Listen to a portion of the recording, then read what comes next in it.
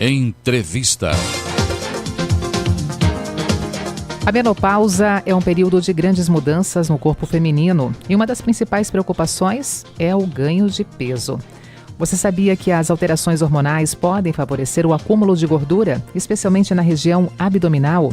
E mais, a obesidade pode piorar os sintomas do climatério. Mas como lidar com isso? Nós vamos conversar agora com uma especialista para entender melhor essa relação e descobrir estratégias eficazes para manter a saúde e o peso sob controle. Estamos em linha com a doutora Karine Piletti, que é médica endocrinologista. Doutora Karine, bom dia e seja bem-vinda aqui à Rádio CBN. Doutora Karine, a senhora me ouve? Sim. Bom dia, tudo bem? Seja bem-vinda aqui à Rádio CBN, doutora. Bom dia, obrigada. Obrigada também por aceitar o nosso convite e trazer esse tema para a nossa programação de hoje, né? Falar um pouquinho sobre a menopausa e, nesse caso aqui, a relação com a própria obesidade. Até porque, doutora, muitas mulheres, elas percebem que começam a ganhar peso na menopausa, mesmo sem grandes mudanças na rotina. O que acontece no organismo nesse período? É um período de grande transição, principalmente hormonal, né? Na verdade, a gente tem uma queda muito brusca do estrogênio e progesterona, que eram os hormônios da mulher, e aí acontece uma redistribuição da gordura corporal. Antes da menopausa, a gordura da mulher se acumula principalmente em quadril e coxa, e aí depois da menopausa, ela começa a se acumular mais em abdômen. E essa gordura do abdômen, ela é pior, né? Ela traz mais riscos cardiovascular, ela pode piorar realmente os sintomas da menopausa, dos calorões, e aí acontece, na verdade, é uma dificuldade de perder peso, que essa gordura ela é mais inflamatória, assim, ela é uma gordura que piora até a resistência insulínica, dá mais risco de diabetes, e piora outros sintomas, assim, né, porque na pós-menopausa pode ter também sintomas de articulação, de dores, por causa dessa perda do estrogênio mesmo. E aí acaba dificultando também fazer atividade física, né? E além disso, acontece alteração do sono, alteração de humor, que também pode propiciar mais sintomas de ansiedade, depressão. E aí, às vezes, isso também gera a gente alterar o nosso comportamento alimentar e ganhar mais peso. E assim, doutora, a senhora mencionou dessa transição hormonal, né? Isso pode acontecer antes, durante e depois? Quando a senhora fala, por exemplo, na pós-menopausa, tudo isso faz parte desse novo universo feminino que passa por essa transição hormonal? Tem fases e fases dessa mulher? Isso pode acontecer, na verdade, até anos antes da menopausa. Porque a gente tem uma fase antes, né? A gente chama isso de climatério. E pode começar vários anos antes de parar de menstruar, que a menopausa a gente define 1 ano depois da menstruação, mas o climatério pode ser anos antes, e essas alterações podem acontecer anos antes e perpetuar até depois da menopausa. Então a gente pode definir aqui 3 momentos, o momento climatério, menopausa e pós-menopausa, e tudo isso passando por essa transição hormonal, fazendo essa nova leitura, essa mulher que às vezes não acaba percebendo, mas já dá alguns sinais, já recebe alguns sinais do seu corpo, já está vivendo toda essa transformação, doutora. Isso, exatamente, porque pode começar com sinais sutis, como uma pequena alteração do tempo, do ciclo menstrual, começa a ficar um pouco mais longo, ou ficar um pouco mais curto, o sangramento fica diferente, o sono começa a alterar, e aí vai evoluindo até parar de menstruar. E nessa preocupação que nós colocamos aqui em evidência, né, a relação da menopausa com a obesidade, e aqui olhando para esse corpo feminino, esse ganho de peso, principalmente ali essa gordura abdominal que traz um grande desconforto para as mulheres, o que pode ser feito para evitar isso, doutora? Quais seriam os caminhos, as orientações, né, que vêm por parte de vocês médicos para oferecer melhores condições para a mulher enfrentar esse momento? Essa preparação a gente teria que fazer antes de entrar na menopausa, né? Mulheres que já estão com excesso de peso teriam que começar já, né, a procurar melhorar a alimentação, ter hábitos bons, né, como atividade física, tomar bastante água, tentar regular o sono, intestino funcionando bem, e até indicação de medicação quando a paciente já tem uma obesidade estabelecida. Tudo isso, claro, com esse acompanhamento médico, doutora, até porque assim a gente ouve, né, muitos conselhos de amigas, de tias, de vizinhas nessa época, nessa fase, e o que é bom para uma pessoa pode de repente não ser indicado e não fazer bem para outra. Então tem que ter realmente esse acompanhamento para ter esse caminho certo, com muita segurança, sendo colocado à disposição dessa paciente. Exatamente, é bem isso, né? Cada pessoa vai ter um tratamento adequado. E até para depois da menopausa, é bom ter um acompanhamento, porque tem mulheres que têm indicação de fazer reposição hormonal, né? Só que tem que ser com acompanhamento médico para saber, né, até as contraindicações. A sua especialidade, doutora, por exemplo, a endocrinologia, pode também recomendar aqui, de repente, a possibilidade de ter aqui uma reposição hormonal voltada a essa paciente, ou seria outro profissional que indica? Não, o endocrinologista pode, porque o endocrinologista trabalha com toda essa parte hormonal. Então, a gente faz também essa terapia de reposição da menopausa. E como é que é esse exame, como é que é essa leitura para indicar para essa mulher a reposição hormonal direcionada, né, a escolha certa, e para outra, de repente, não sendo necessário? Como é que é feita toda essa leitura no consultório dessa paciente com o profissional médico? Eu pergunto isso, doutora, porque, mais uma vez, a gente recebe também de ouvintes aqui, muitas vezes, assim, essa indicação por uma amiga para fazer ou não a reposição hormonal. Depois, quando essa paciente vai conversar com o seu médico, muitas vezes é totalmente diferente, justamente essa indicação. Como é que é essa conversa entre paciente e médica para indicar ou não essa reposição hormonal? As mulheres que estão muito sintomáticas, com calorões, né, e alguns outros fatores de risco têm indicação. Mas aí a gente tem que avaliar risco de câncer de mama, se a paciente já teve alguma história de trombose, avaliar, né, história familiar, tem que fazer exames, mamografia, ultrassom de mama, ultrassom transvaginal, preventivo, e esses exames têm que ser acompanhados anualmente também, para não ter nenhum risco de complicações. A reposição hormonal, nesse caso, doutora, pode também ajudar a controlar o próprio peso da paciente? Pode ajudar, porque ela ajuda a controlar os sintomas, né? Segura um pouquinho essa deposição de gordura abdominal, melhora sono, melhora o humor, então ajuda também a controlar o padrão alimentar. Doutora, aqui temos 3 ouvintes colocando que elas têm dificuldades para emagrecer nessa fase, mesmo fazendo exercícios, mesmo cuidando da alimentação, e queriam também poder entender um pouquinho mais por que isso acontece, né, com essa dificuldade a mais, mesmo tendo esse caminho de mais segurança na sua alimentação e exercícios físicos sendo praticados também. A perda de peso ela tem muita interferência de outros fatores também, né? Então, acho que tem que ter um acompanhamento médico adequado, com um nutricionista também, para reavaliar como é que está essa alimentação. Avaliar se tem outros fatores que interferem nesse ganho de peso, mas acho que o que vale é consultar com um bom profissional e ter um acompanhamento para descobrir o que está tendo, que está atrapalhando essa perda de peso. E assim, né, além da alimentação e do exercício, outras estratégias para ajudar nesse controle de peso, poderíamos colocar aqui também, de repente, as próprias terapias. Se fala, por exemplo, em terapias complementares, a meditação, a acupuntura, cuidar um pouquinho desse interior da paciente, doutora, também é indicado, de repente, para ajudar nessa fase da vida?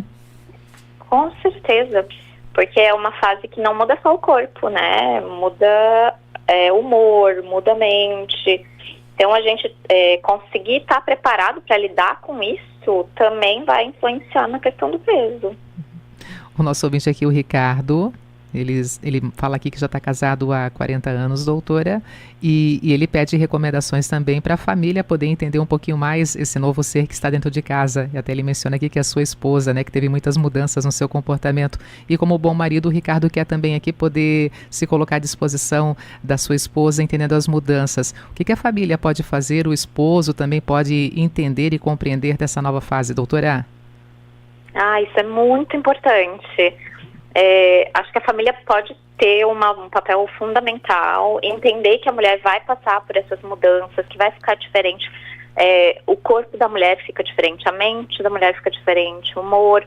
Então, acho que dá para a família também, né, contribuir, talvez fazer atividade física, começar a incentivar essa mulher também a fazer na alimentação, né, na atividade física,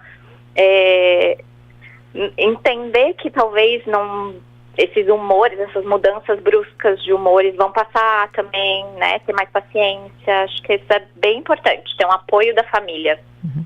A nossa ouvinte, a Giovana, ela disse que tem muitos problemas com a TPM, essa tensão pré-menstrual, e ela já, de repente, imagina que pode também ter problemas depois na nova fase da vida dela, quando chegar no momento do climatério e a menopausa. Doutora, tem uma ligação com a outra? A Giovana tem razão para se preocupar, já vivendo hoje, né, problemas com a TPM?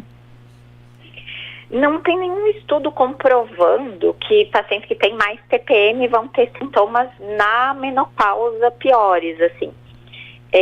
Tem algumas relações com questões familiares, né, de se a mãe teve uma menopausa muito sintomática, às vezes tem mais relação. A idade da menopausa das familiares, assim, também a gente consegue ter uma relação com a idade da paciente, mas essa questão da TPM também tem que ser acompanhada, porque pode gerar ganho de peso até antes da menopausa pelas alterações de humor. Então, sempre é bom ter um acompanhamento médico.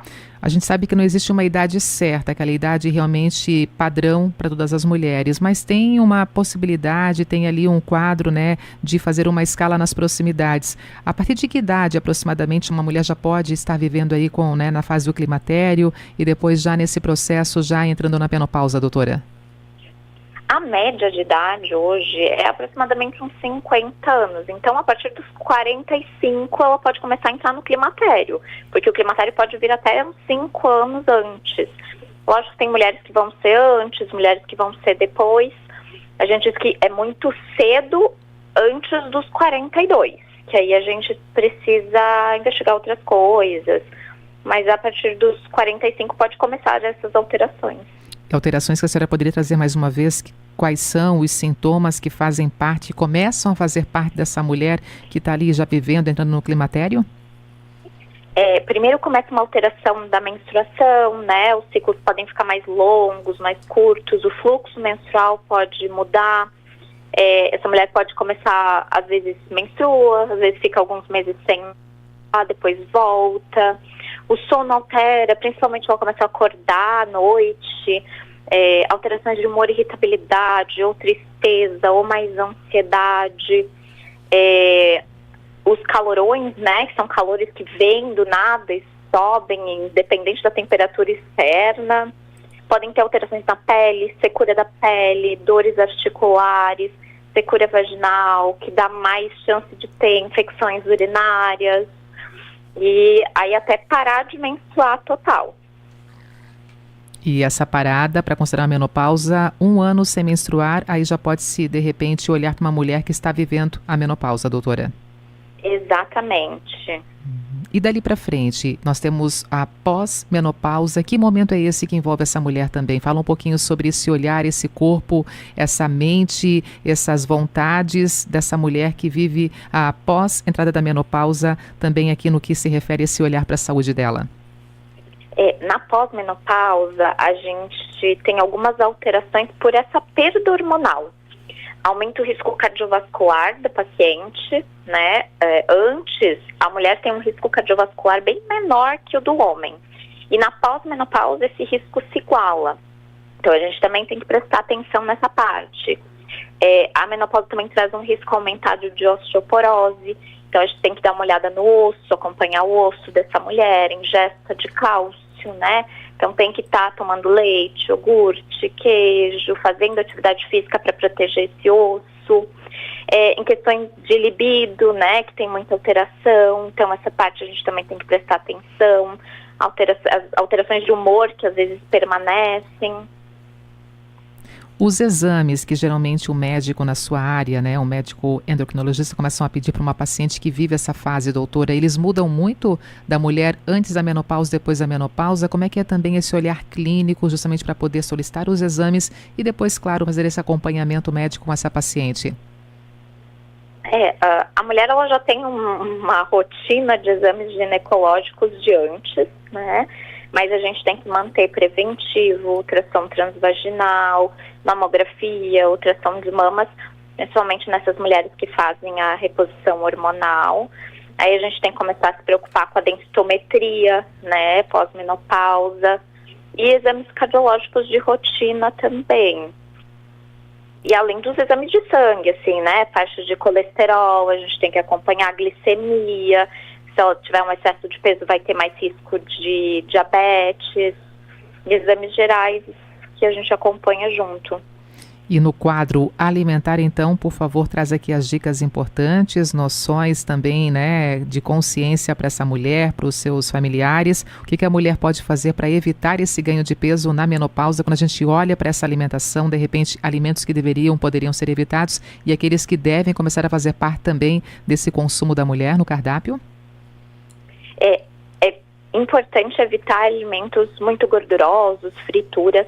Alguns alimentos podem piorar os sintomas dos calorões, né? Como alimentos muito apimentados, bebida alcoólica piora também, então seria bom evitar na rotina. É importante ter um consumo de fibra. Então, assim, salada, legumes, frutas, isso tem que fazer parte da rotina. E a rotina tem que ter comida de verdade, né? Arroz, feijão, carne, peixe, ovo, leite, frutas, legumes, e deixar os excessos, os extras, né, para de vez em quando, evitar excesso de açúcar, excesso de farinha, e tomar bastante líquido, evitar excesso de refrigerante, controlar o sono, que é importante também, e fazer atividade física regular. Dicas valiosas que vêm através dessa conversa com a senhora hoje aqui na Rádio CBN. Doutora Karine, muito obrigada por estar conosco. Se quiser passar mais alguma orientação, fique à vontade, tá? Obrigada pelo convite. Eu queria falar para as mulheres que é uma fase bem difícil, bem importante, né? Que todo mundo vai passar. E acho que precisa ter uma assistência. Então, procura um médico de confiança para passar por isso da forma mais leve possível. É isso aí. Doutora Karine, muito obrigada mais uma vez e um bom dia para a senhora. Até uma próxima oportunidade. Obrigada, bom dia.